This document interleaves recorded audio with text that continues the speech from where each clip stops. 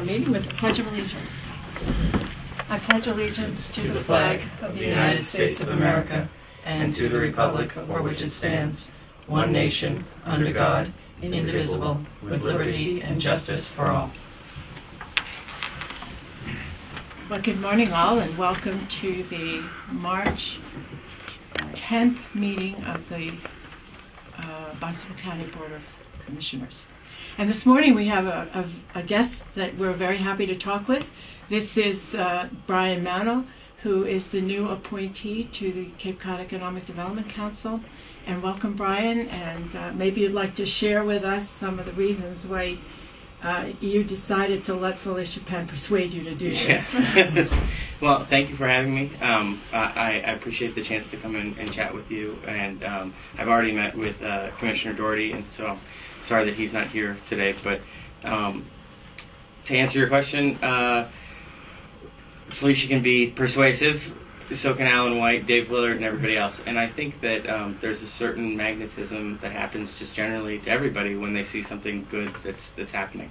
I happen to have worked in the field of economic development and workforce development for a number of years, and had been watching the Cape in general, but Barnstable a little bit more closely, and liked what I've seen for the past year and a half. I think that the Cape Cod Commission is doing an outstanding job. I think that the EDC is operating in a healthy way. I think that they're fielding grant opportunities and providing seed money for the right types of businesses, and trying just generally to streamline that path of growing our economy here. So, whether it's new businesses that are being attracted or existing businesses that are being enhanced to strengthen our economy.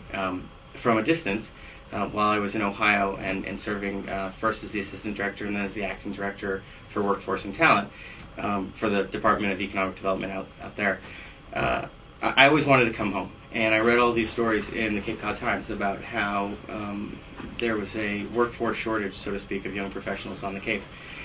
My wife and I made the conscious decision about 5 years ago to come back, and it took that long for us to come back and set up a general practice law office here in Hyannis. And in my spare time, as the practice was kicking off, I started making a habit of going to different meetings around town. And it just made sense to get involved with the EDC because of my prior experience. Mm-hmm. And from now a quasi-insider perspective, because I've gone to a few meetings and seen it, I can tell you that all of my suspicions about the group beforehand, which was that it was operating in the right way, that have come true. I mean, I can see from the inside that it is a healthy group, and it's something that I definitely want to continue to be a part of. So I think we've got a bunch of unique opportunities here. Not to monologue too long, so if you guys want to, throw me any questions, but I think I'm excited about the prospect of working with the board, but I'm also excited about what's actually happening over there and the different things that in leadership. So, any specifics? Well, go ahead. I just want to say I'm happy that that's your perception of things, because I think that we feel the same way, and we have supported all those efforts. So, the EDC is and Pat knows better than I because she has served on that board for a number of years, but it has evolved. It has evolved over time in how to do this, and there was, various grant programs, and they changed their structure in different ways. But I do think that, this year, and partnering with the Cape Cod Commission with the SEDS endeavor and initiative really did bring it into focus, and actually looking at putting that money in a broader on the broader playing field, so that we can address different broad range issues that will be much more long lasting. So we were very supportive of that, and we're glad that other people think that was the right thing to do. Yeah, so. I think that every time I've gone to the meetings, I've been impressed with the caliber of people that are around the room. Absolutely. And oftentimes I'll be sitting, the 3 or 4 meetings that I've attended here and participated in some grant reviews as well. But I'm struck by the insight of someone else who's sitting at the table, and it's different people around the room. So you've really managed to put on the board a number of people from business and who have experience with government, and having the Cape Cod Commission and Paul involved is just, it's a dream right now. The EDC is very lucky to have somebody who understands all of the different issues and has the managerial skills to keep the commission going. But I think it's unique. You've got business owners, you've got Dan Wolf, you've got Rick Presbury, you've got housing, you've got all these different community groups together in one room, and so it's funny when people ask, well, why would you want to get involved with that? Because I think anybody who's been involved with the bureaucracy knows that it's sort of like a lobster trap. You're curious from the outside, but once you stick your head in, you're locked in and you can't get out. Well, these guys, I think, and gals, everybody who's participating right now, genuinely seem to be interested in making sure that the Cape has a better economy next month, next year, 10 years from now, and they're taking the steps to do that. And it's difficult to sometimes connect those pieces between the little seed money, the $25,000, the $5,000 grant for some small business, and how that's going to shape or overhaul the economy in the long term. But we saw it just recently with the Open Wide, Open Cape. It's one of those, prime examples of $50,000 of seed money, and obviously that's a project that has some great leadership in it, so there's a reason why it's succeeding. Brian, have you met Scott Nickerson? Brian Manno? Scott's our clerk of courts. Hi, Scott. Brian Manno, yeah. Well, it's interesting because I agree with you that the EDC is really a mirror image of Cape Cod, of this Cape Cod community. Truly, it is. And recently I heard on NPR a woman who wrote a book. I don't remember the exact title, but it has to do with making choices. And I thought that back to the very beginning, when the EDC first separated from the former EDC, back in whatever year that was, in the 90s sometime, 97. And I remember the very first meeting here in the courthouse. Okay, here we are. How are we going to organize? Who's going to be on this? And what are we going to do? And over the course of those, 13 years, it's been a matter of making choices. And a lot of those choices had to do with the membership itself. And I think that each time you bring someone new on, the dynamic changes. But my experience with the EDC is that it has always changed for the better.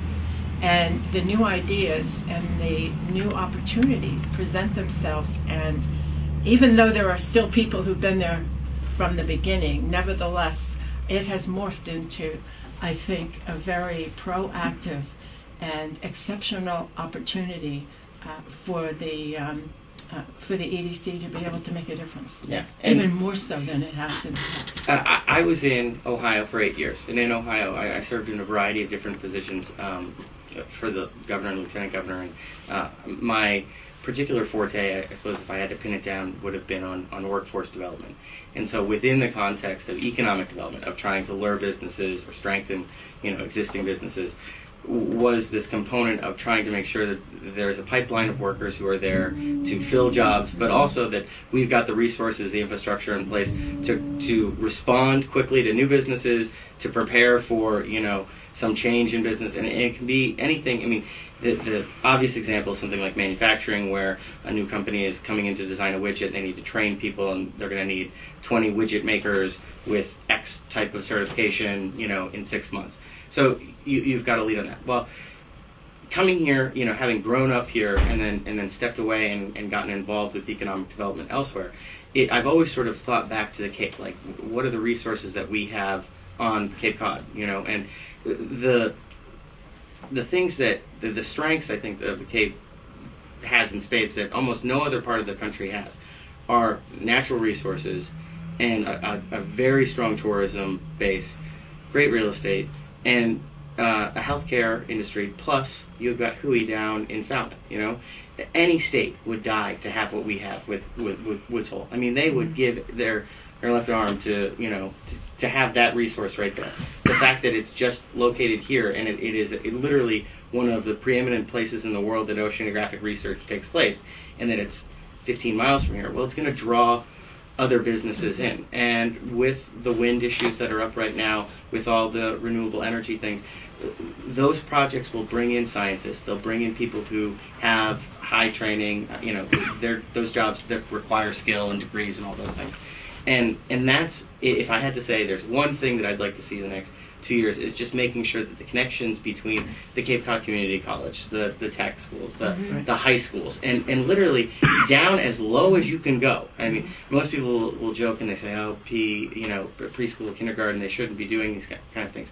We have this opportunity to immerse kids who are in our system into some beautiful places in the environment and just get them, sort of comfortable with going out, visiting Sandy Neck and seeing what it is. And then, you throw in a teacher who can explain that, this is what wind energy is and this is what tidal energy is. And it's a real life experience that these kids are going to have early on. It's going to establish a connection with the Cape, and parents are supposed to do that, and communities are supposed to do that, but we've got all these resources right here, and we can do that. And from what I've seen so far, I've been very pleased, and I haven't limited it just to getting involved, with the commission. I've also taken the time to get involved with my children's elementary school too, and I'm very pleased with Centerville Elementary. I think that they're doing great things educationally, but it's that education, workforce development component that I think is key, and is something that the Times has touched on, and everyone's concerned that there's not enough, Gen Xers. I agree there isn't enough Gen Xers, but I think that what you're saying, traditionally on the Cape is they would try to lure those businesses down, the larger businesses, and they would come, and after a couple of years they would find it very difficult because of the infrastructure wasn't there. Right. And also we are a tourist-based community, so in the summertime, for them to get their supplies, their people, it just started to gum up the works, and it wasn't economically feasible anymore. Yeah. They take off, leave their footprint here that we all have to sort of still take care of through taxes, and it's a white elephant sitting there. I think that in really looking at it and realizing that we have to have some year-round community.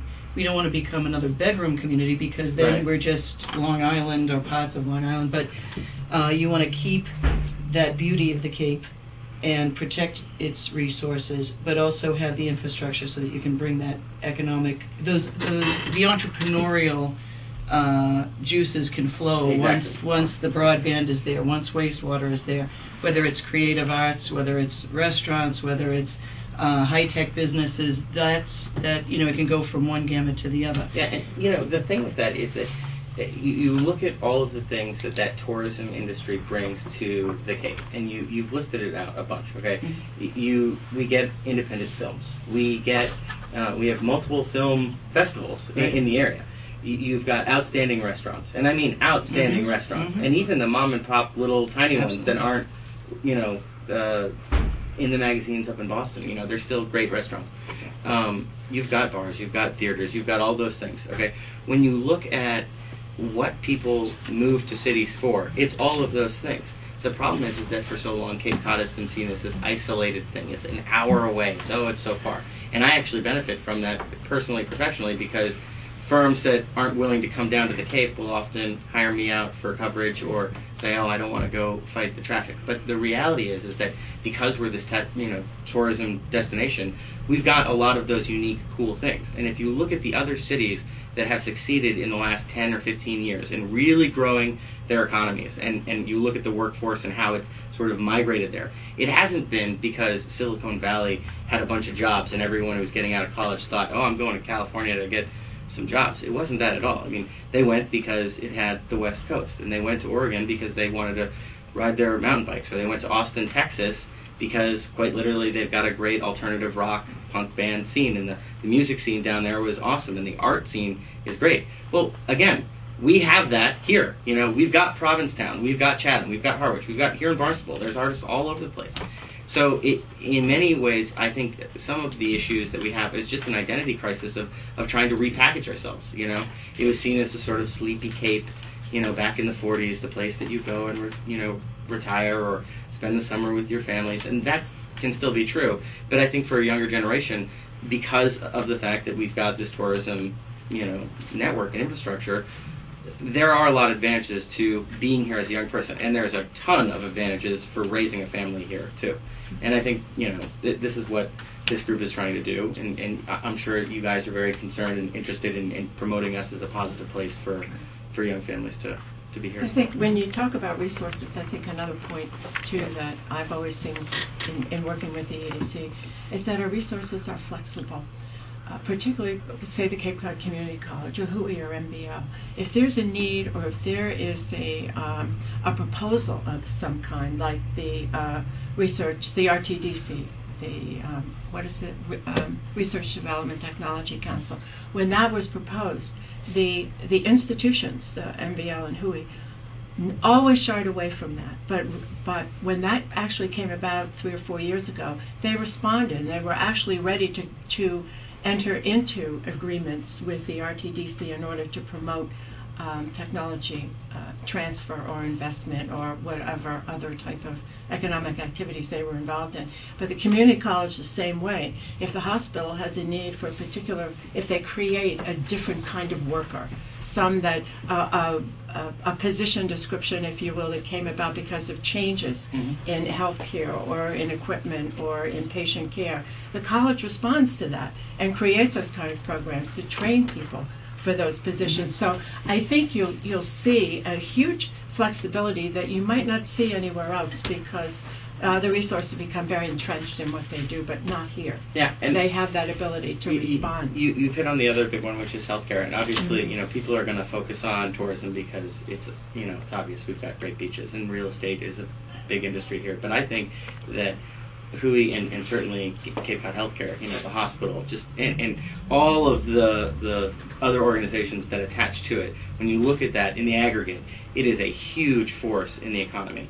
And traditionally the problem has been, we're going to need more LPNs, we're going to need people who can home health care aides, those kind of things. But I think what you'll find is there will actually be a saturation with the number of people that you can run through. And the real problem is going to be in short order finding the number of faculty to teach, because it's almost counterintuitive but in order to teach medicine or to teach nursing, you have to have a master's degree. But in order to get a master's degree, you have to spend more money. But once you become a teacher, you make less money than if you were just to stay a regular, registered nurse.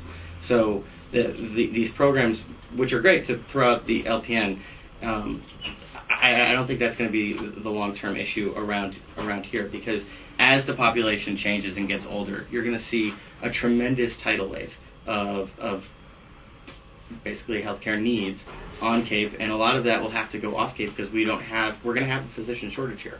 We do have a physician shortage here, and that is the problem, because of the various issues that we're talking about, including reimbursement and the housing costs and that sort of thing. So these are things that we have to address. But I do feel that what you're saying is all true. I agree with everything you've said. And the Cape is a unique place where we could, if we get it right, it can be a model. And I think that we're heading in that direction. And I know you Gen Xers all feel great about yourselves. He had already mentioned, see, one just turned his head. Yeah. He referred to himself as a Gen Xer. Not in a cool. He should. He has to separate himself from the rest of us. Basically, the point that I want to make here is that you need to give Paul more authority and control. Let him take us there. Please. No. Don't encourage him. Yeah. I gotta say, it's good that he's not running for Senate, though, right? According to the paper. Yeah. According to a few.